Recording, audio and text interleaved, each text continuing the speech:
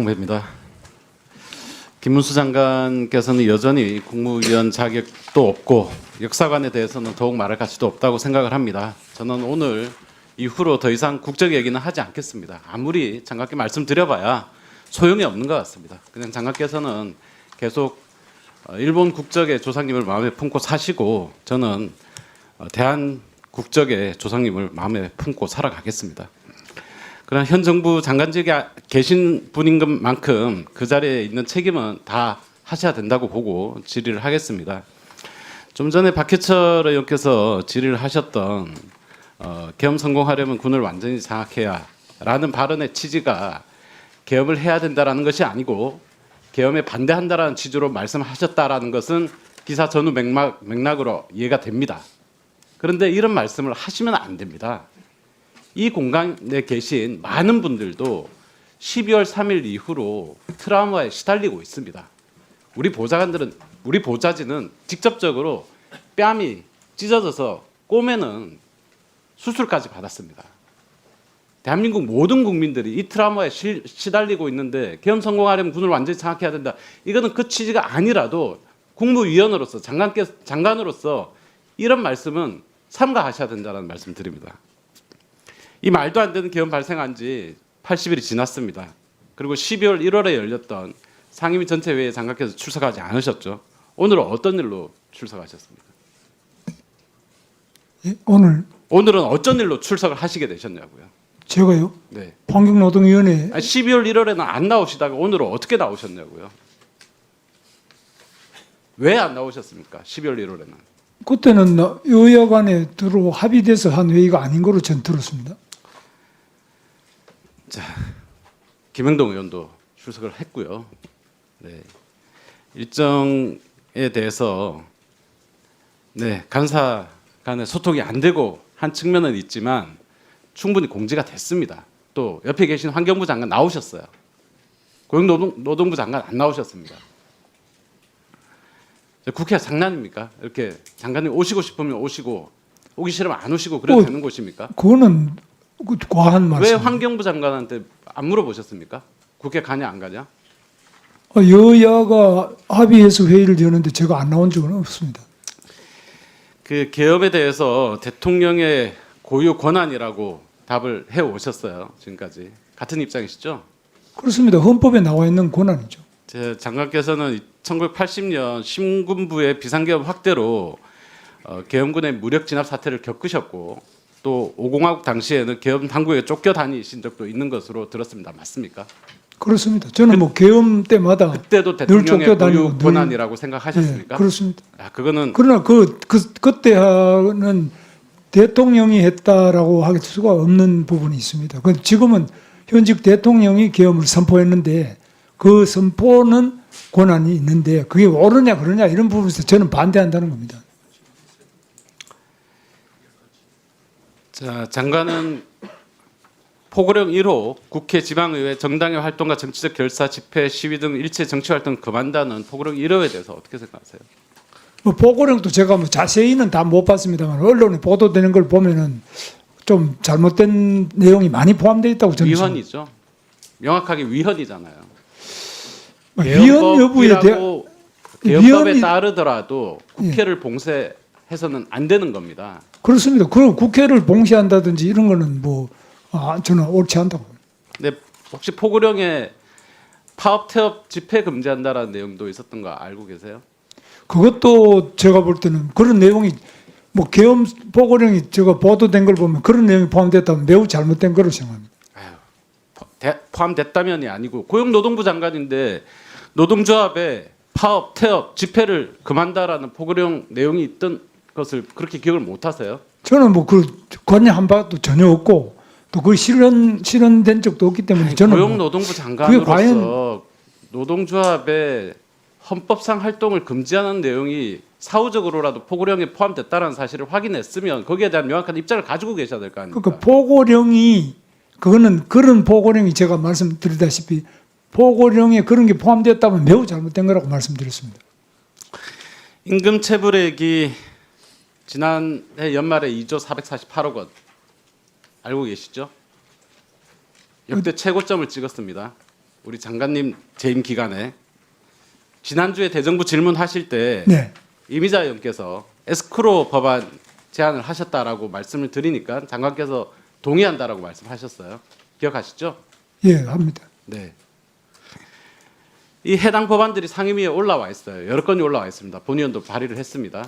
혹시 우리 차관님이나 실장님들한테 법안 처리에 적극적으로 좀 협조해 줘라 이런 지시하셨습니까? 그 부분은 뭐 조금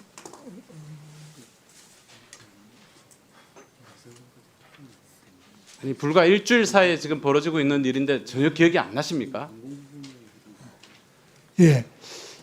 그 제가 정확히 이해를 못했는데 어떻게 다시 하청업체 임금 줄 때 하청업체에 비용 지급할 때 하청업체 직원들의 임금을 구분해서 별도의 계정 에스크로 에스크로를 계정에다 하고 주면 있습니다. 예. 네. 임금 체불이 안 생길 거 아닙니까? 네. 이미자 의원께서 그런 법안을 준비하고 있다라고 말씀을 하시니까 적극 동의한다고 지난주에 본회의장에서 말씀을 하셨어요. 에스크로 부분은 뭐 저는 아주 좋은 제도고 그렇게 동의한다라고 말씀하셨으면 차관께나 뒤에 실장님들께 관련 법안들이 올라와 있으면 적극적으로 야당 법안이라도 동의해줘라. 법안 처리해줘라. 근데 이렇게 저- 지시를 하셔야 되는 거 아닙니까? 그 부분 중에 이제 공공부문이라든지 이런 부분은 공공부문 이미 법이 그렇게 해서 시행을 하고 있다고요. 예. 이걸 확대하자라는 법안들이 있다고요. 확대 그 부분은 좀 더 검토를 제가 아니 여기서 장관님 지금 업무를 그 취지는 파악도 못하고 계시고 업무 자체를 안 보시는 것 같아요. 아닙니다. 그 취지는 제가 동의하지만 구체적인 법안은 좀 검토를 해야 아니 그 검토를 하라라고 지시를 하시고 그걸 보고를 받으시고 동의되면 동의가 된다, 동의 안 되면 안 된다라고 얘기를 하셔야 될 거 아니에요. 아니 지금 저희들이 늘 그 검토하고 있고 또 늘 보고받고 있습니다. 임금 체불 아니 사무실 출근은 하십니까? 하죠. 보고 받으세요? 하죠. 네. 무슨 얘기하고 나오세요? 그럼 사무실에서 이런 사무실- 얘기를 안 하시면 사무실에 업무가 많죠. 예, 많이 하고 있죠.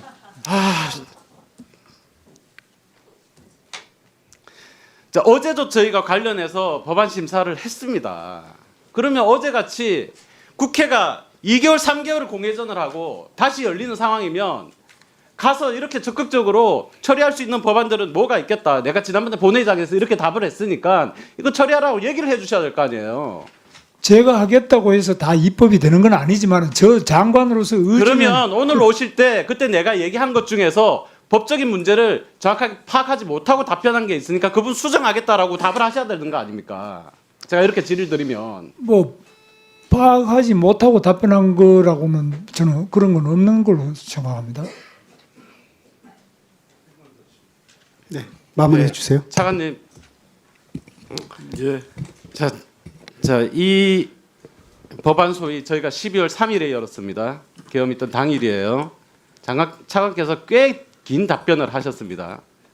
이 답변의 요지를 한마디로 얘기하면 법 체계상 문제가 있고 여러 부처에 걸쳐 있는 문제가 있고 그리고 사회적 논의가 필요하다 이렇게 답변하셨어요. 기억하시죠? 네, 그렇습니다. 지금 차관님의 입장은 뭡니까? 지금도 마찬가지입니다. 그럼 차관님하고 장관님하고 입장이 다른 거네요. 장관님께서는 저희한테 좀 긍정적으로 검토하라고 말씀을 주셨는데 저희가 실무진끼리 지금 법적 검토를 하다 보니까 지금도 이 부분이 건설근로자법, 건설산업기본법에 나와 있는 것처럼 의원님이 잘 아시고 계시는 그럼 것처럼 차관님 의견이 지금 고용노동부 입장이라는 거죠? 지금 현재로서는 그렇습니다. 자, 장관님 의견 다르고 차관님 의견 다르고 장관님께서는 긍정적으로 검토하라고 말씀하셨고 정말 저희는 좀 고용노동부 여기 앉아 계신 분들 정말 고생 많이 하시지만 정말 부끄러워해야 됩니다. 대한민국 역사상 가장 많은 임금 체불을 찍었어요. 지금 이 시기에 그러면 하다못해 그냥 처벌 강화하겠다, 조사 강화하겠다라고 말씀하실 게 아니라 어떤 법안 내놓겠다, 이 법안도 한번 내보겠다. 몇 개월 안 됐지만 처벌 더 강화하는 법안도 내놓겠다. 이런 대책들을 내놓으셔야 되고 안 되면 임금 체불 사업자 쫓아가가지고 광주 위니아나 성남의 위니아 찾아가가지고 어떤 대책이라도 만드셔야 될 거 아니에요. 뭐 하십니까 고용노동부가? 장관님 6개월 동안 뭐 하셨어요? 하신 거 기억나는 거 있으면 말씀 한번 해보세요. 뭐 의원님 다 아시는 내용인데 뭐 6개월 동안 하신 일이 뭐가 어떤 성과가 있으셨냐고요. 예, 그 제가 말씀을 지금 드릴 충분한 시간 주시면 제가 다 할게요.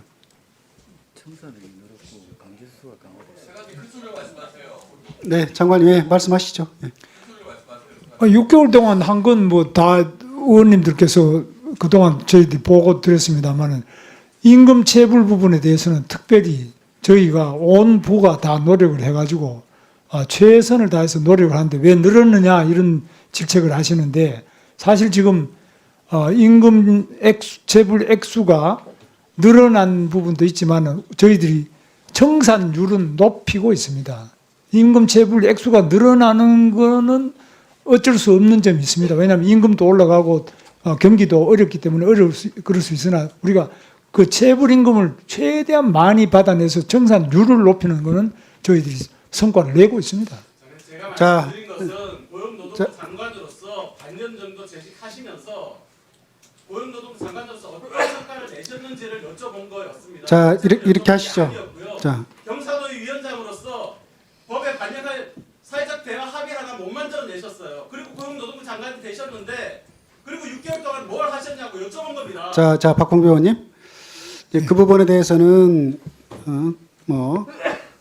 또 다음 답변을 듣고 다음에 또 필요한 부분 질의해 주시면 좋을 것 같고요. 좀 시간이 좀 제한돼 있으니까요. 다만 이제 장관님께 한 말씀, 어차피 또 오후에 또 여러 가지 질의가 있고 답변을 하셔야 될 것 같은데 오늘 답변을 질의하고 답변하는 걸 보면서 한 말씀 좀 드리고 이제 이 오전 이제 질의를 잠시 정의를 해야 될 것 같습니다. 지금 우리 박홍배 의원님 말씀도 그렇고 여러 의원님들 질의하실 때 우리 장관님께서 이 사안에 대해서 충분히 이해하고 또 성실하게 좀 답변했으면 좋겠다. 그런 생각이 듭니다. 개헌 문제 관련해서도 사실은 이게 이제 보면은 뭐 포고령에 예를 들어서 노조의 파업을 금지하는 내용이 포고령에 있다 이렇게 얘기를 하니까 그게 맞느냐 그러니까 그걸 그게 맞다면 해서 가정적으로 이렇게 꼭 답변을 하시는 태도를 보이셨는데 제가 봤을 때는 이런 사안은 대단히 중대한 사안이고 또 국무위원 자격으로 오셨은 만큼 이런 부분들을 좀 책임 있게 답변하시려면 충분히 이런 내용들을 확인하셔서 책임 있게 이렇게 답변을 해야지 가정적으로 뭐라면 어떻다 이런 식으로 하는 거는 바른 태도가 아니다 이렇게 생각을 하고요. 또 아까 에스크로 문제 관련된 문제도 마찬가지입니다. 이 업무에 대해서 충분히 확인하셔서 책임 있게 이렇게 답변을 하셔야 오후에 질의하고 답변하는 게 좀 성과 있게 되지 않을까 이런 생각이 듭니다. 좀 당부 좀 드리겠습니다. 네. 자, 그러면